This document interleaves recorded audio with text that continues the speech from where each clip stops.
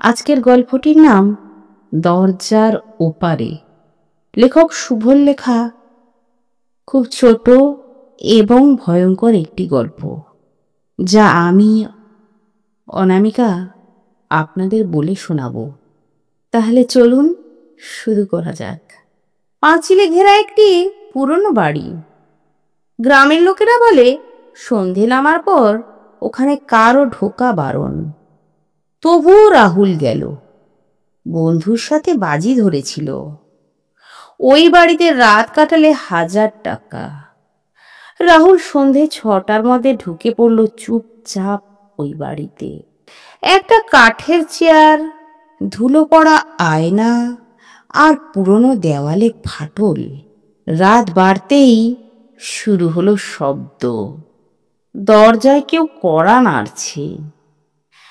সে ভয় পেয়ে বলল, কে কে ওখানে?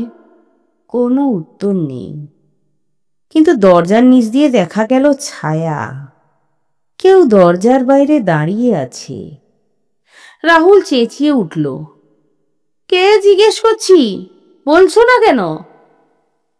ছায়াটি সেখান থেকে সরে গেল। রাহুল দরজাটা খুলে তাকিয়ে দেখল কেউ নেই। চোখ ফেরাতেই পেছনে আয়নায় একটি চেহারা। বেশি লম্বা, চোখ নেই, মুখ হাঁ করা। রাহুল ঘুরে তাকাতেই ঘর আবার ফাঁকা। সে পালাতে গেল, কিন্তু দরজাটা বন্ধ হয়ে গেল। পেছনে আবার সেই শব্দ। কেউ যেন কাঁদছে। একটা মেয়ে কণ্ঠ, কাতর স্বরে, আমাকে মুক্তি দাও। রাহুল জ্ঞান হারালো। পরদিন সকালে গ্রামের লোকেরা তাকে বাড়ির বারান্দায় অচেতন অবস্থায় পেল। তবু তার চোখ দুটো ফাঁকা, আর তার মুখে শুধু একটাই বাক্য, দরজাটা আর কখনো খুলো না।